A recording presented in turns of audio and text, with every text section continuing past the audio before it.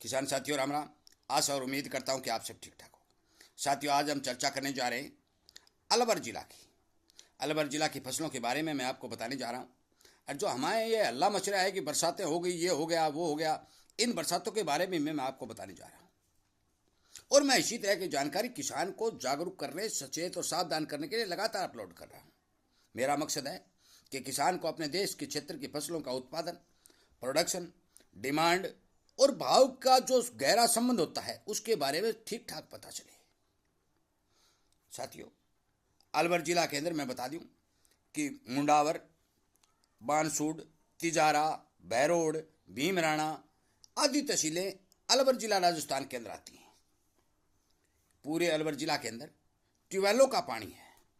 किसानों द्वारा तो जो बात बताई गई है उनके अनुसार ट्यूबवेलों के पानी में इतनी ताकत नहीं है कि वो संपूर्ण खेती को सिंचित कर सकें, क्योंकि कुओं के अंदर पानी बहुत कम है। श्रीमान सूरत सिंह जी, गांव नाइसराणा, और श्रीमान भूप सिंह जी, ठेकेदार, गांव नाइसराणा, दोनों एक गांव के किसान हैं। दोनों प्रगतिशील और समझदार किसान हैं। उन्होंने अपने क्षेत्र का जो व्यू दिया है वो मैं आपको संपूर्ण रूप से बताने जा रहा हूँ। इसीलिए कहता हूँ कि आप इस चैनल के साथ जुड़िए। आपको पल पल की अपडेट मिलती रहेगी। फसलों की, बरसात की, अनेक जिलों की जो अफवाहें फैलती हैं उन अफवाहों से आप बचते रहेंगे और सच्चाई आपके सामने आती रहेगी। अलवर जिला में मुख्य तौर पर बाजरा, ग्वार और प्याज और कुछ क्षेत्र कपास का आता है, बिजाई की गई है। साथियों, मैंने काफ़ी किसानों से बात की। उसके बाद ये निर्णय लिया है कि जो किसानों से व्यू आ रहे हैं उसके हिसाब अलवर जिला के केवल और केवल 20% एरिया के अंदर फसल ठीक है, क्योंकि वहाँ लगातार बरसातों का सहारा मिला है। अलवर जिले का 80% एरिया जहाँ पर बाजरा, ग्वार, प्याज और कपास की खेती हुई है, वहाँ बरसातें बहुत कम देखने को मिली हैं। किसानों द्वारा बताई गई है कि बाजरा की फसल तो खेतों में सूख गई। अब हम बिजाई की मात्रा की बात करते हैं तो अलवर जिला में बहुत ज़्यादा मात्रा में बिजाई बाजरा की हुई है। ग्वार 25% से थोड़ा ज़्यादा हो सकता है, 30 से नीचे हो सकता है। परंतु जो बाजरा की फसल है वो कुछ एरिया के अंदर है। बाजरा का उत्पादन, कटाई चल रही है, वहाँ बाजरा ठीक है, उत्पादन भी ठीक देगा, ग्वार भी ठीक उत्पादन देगा, कपास भी ठीक उत्पादन देगा, जो जिन किसानों ने प्याज लगाया वो भी ठीक उत्पादन देगा।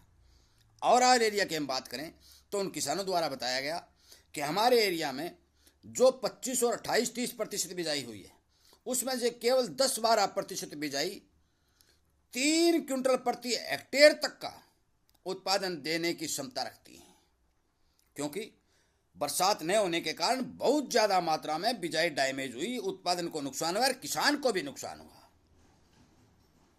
बाजरा का उत्पादन जिन क्षेत्रों में बरसात की कमी देखी गई वहाँ बहुत ही निचले स्तर पर देखने को मिल रहा है।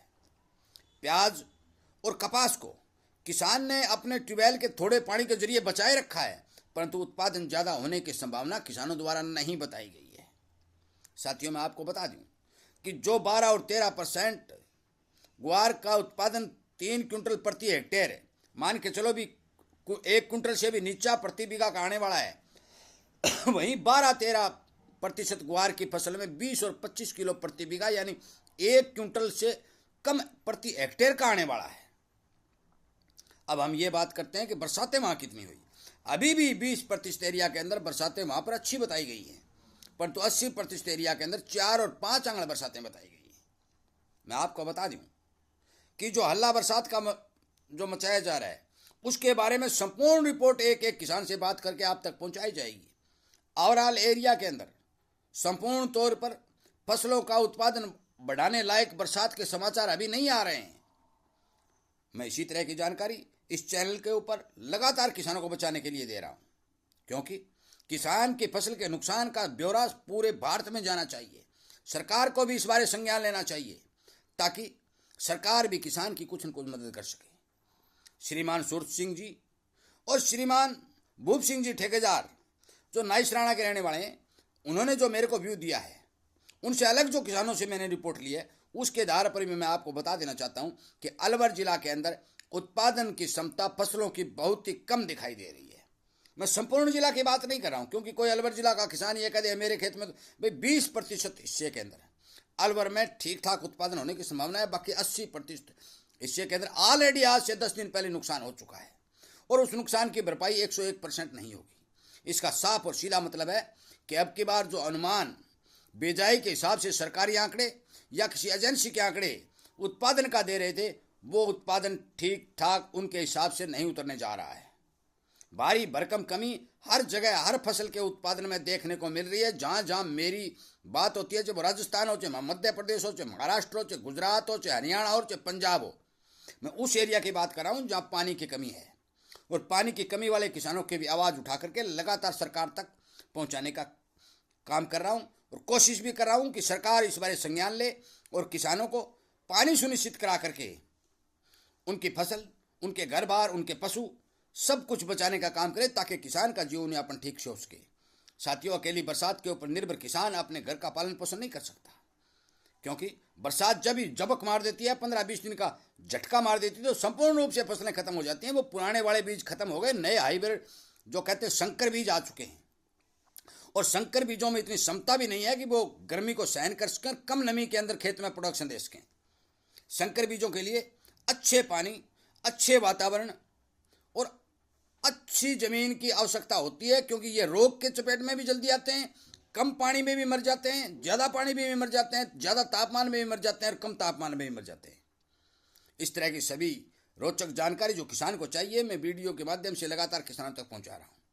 मैं आपसे विनय निवेदन प्रार्थना करता हूं कि अलवर जिला के किसानों की आवाज़ को अनेक किसानों तक पहुँचाएँ और उन्हें इस बारे अवगत कराएं। हो सकता है कि सरकार तक भी इस बात को पहुँचा करके अलवर जिला के अंदर 80% एरिया के अंदर जो किसानों को नुकसान हुआ है उसकी भरपाई करने का काम सरकार करे, ताकि किसान को सुनिश्चित रूप से बचाया जा सके, आगे की फसल के लिए उसे अनुदान देकर अग्रसित किया जा सके और उसका खेत के अंदर मन लगे, इस बारे उसे ठीक ठाक प्रोत्साहन दे करके आगे बढ़ने के लिए प्रेरित किया जा सके। इन सभी बातों को आगे से आगे पहुंचाने के लिए, वीडियो को शेयर करने के लिए, आप चैनल के साथ जुड़ करके इन्हीं बातों का समर्थन करने के लिए मैं आप सबका धन्यवाद करते हुए इस वीडियो को विराम देता हूं और उम्मीद करता हूं कि आप इस बारे जरूर विचार करेंगे और साथ में सूरत सिंह जी गांव नाइस राणा और भूप सिंह जी ठेकेदार का धन्यवाद करेंगे कि उन्होंने अपने संपूर्ण क्षेत्र की रिपोर्ट बना करके आप तक प्रदान की है। जय हिंद।